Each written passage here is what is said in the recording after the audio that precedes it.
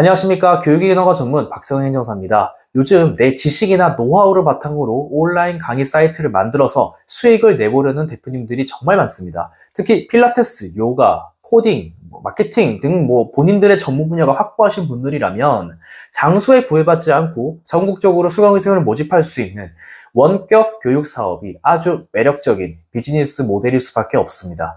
인터넷으로 강의 영상 올리고 수강료 받으면 되는 거 아니야? 라고 쉽게 생각하시고 홈페이지부터 덜컥 만드시죠. 하지만 조심하셔야 됩니다. 불특정 다수에게 학습비를 받고 온라인으로 강의를 제공하려면 반드시 관할교육청의 합법적인 신고를 거쳐야 합니다.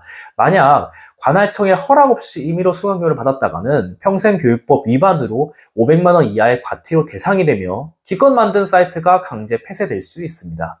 오늘 영상에서는 많은 분들이 헷갈려 하시는 원격 평생교육원 설립의 정확한 절차와 서류 심사에서 가장 많이 탈락하는 사유들, 그리고 소중한 창업 자금과 시간을 지켜드리는 행정사의 노하우를 아주 명쾌하게 정리해 드리도록 하겠습니다. 먼저 용어부터 바로잡고 가겠습니다. 실무에서는 흔히 원격 평생교육원 등록이라고 부르지만 법적으로 정확한 표현은 관할 교육감에 대한 원격 형태 평생교육시설 설치 신고입니다. 인터넷 강의나 화상 강의 등 정보통신 기술을 활용해 10인 이상의 대상으로 30시간 이상의 교육과정을 운영하면서 학습비를 받는다면 무조건 이 신고 대상이 됩니다. 단 성인이 아닌 초중고 대상으로 입시나 교과목을 가르치는 온라인 학원은 이 제도가 아니라 원격 교습학원이라는 별도의 학원법 규정을 따라야 하니 자신의 타겟 고객이 누구인지부터 명확히 구분하셔야 합니다. 상담을 하다 보면 가장 많이 물어보시는 게 바로 자본금입니다. 행정사님, 원격 평생교육원 하려면 자본금이 3억 원이나 있어야 한다는데요. 저처럼 자본이 부족한 1인 기업이나 개인 사업자는 못하는 건가요? 이 부분 제가 확실하게 팩트 체크해 드리겠습니다. 절대 아닙니다. 이것은 일반 원격 형태 평생교육시설과 기업의 지식인력개발 부설 평생교육시설이 헷갈려서 생기는 오해입니다. 자본금 또는 자산 3억 원 요건은 1년 이상 교육 실적을 요구하는 지식인력개발 부설에만 해당되는 조건입니다. 대표님들이 준비하시는 일반적인 원격 평생교육원은 법적으로 명시된 별도의 최소 자본금 요건이 전혀 없습니다. 이러한 잘못된 정보 때문에 시작도 전에 지레 겁먹고 사업을 포기하시는 대표님들을 보면 참 안타깝습니다. 정확한 지식만 있다면 소자본으로도 얼마든지 합법적인 교육사업의 주인이 되실 수 있습니다. 그럼 자본금 말고 진짜 깐깐하게 보는 핵심 요건은 무엇일까요? 바로 인적 요건과 물적 요건입니다. 인적 요건의 핵심은 평생교육사입니다. 평생교육기관에는 반드시 평생교육사를 소지한 전문가를 최소 1명 이상 의무적으로 배치해야 합니다. 서류를 접수할 때 이 자격증 3원과 근로계약서가 필수적으로 들어갑니다. 대표님 본인이 자격증이 없다면 자격증을 갖춘 직원을 반드시 채용하셔야 시설 신고가 가능합니다. 물적 요건은 생각보다 훨씬 복잡합니다. 그냥 사무실에 컴퓨터 한 대 있고 홈페이지 하나 열어두었다고 끝나는 게 아닙니다. 교육청에서는 온라인 강의를 안정적으로 송출할 수 있는 기술적 기반이 제대로 갖춰져 있는지 현미경처럼 들여다봅니다. 호스트 서버, 웹 서버, 이미지 서버, DB 서버 등 이 구체적인 서버 목록과 시스템 구성도, 서버 장비, 사진, 심지어 서버 구축과 도메인 확보에 들어가는 세금 계산서나 임대계약서, 콘텐츠 임대계약서까지 꼼꼼하게 요구합니다. 사무실 요건도 주의하셔야 합니다. 주된 시설의 임대차 계약서와 위치도, 시설 배치도가 당연히 들어가는데요. 아무 건물이나 계약하시면 안 됩니다. 건축물 대장을 떼봤을 때 해당 호실의 용도가 제2종 근린생활시설, 교육, 연구시설, 업무시설, 판매시설 중 하나여야 됩니다.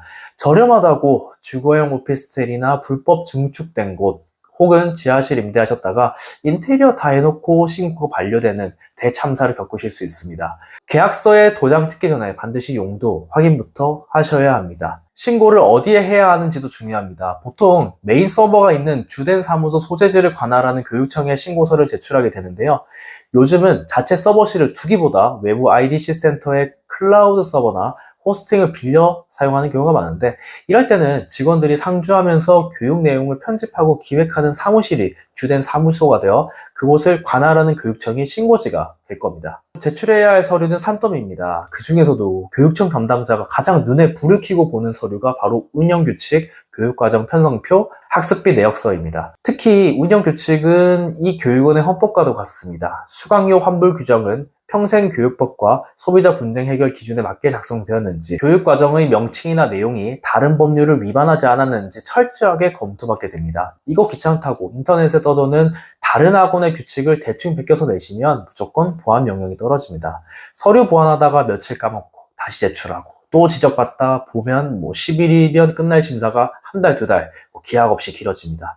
여기서 대표님들이 사업 확정을 위해 꼭 아셔야 할 핵심 포인트 하나 짚고 넘어가겠습니다. 바로 학점 은행제와의 차이점입니다. 대표님들 중에 원격 평생 교육을 신고와 마치면 바로 수강생들에게 대학 학점이나 학위를 줄 수 있다고 생각하시는 분들이 계십니다. 원격 평생 교육시설 신고와 학점 은행제 운영은 완전히 다른 이야기입니다. 교육청에 시설 신고를 하는 건 불특정 다수에게 돈을 받고 합법적인 온라인 강의를 할 수 있는 기본 자격을 얻는 1단계 관문일 뿐입니다. 여기서 나아가 학생들에게 대학에 상응하는 학점이나 학위를 줄 수 있는 학점은행제를 운영하려면 별도로 국가평생교육진흥원의 까다로운 2단계 평가 인정 심사를 거쳐야 합니다.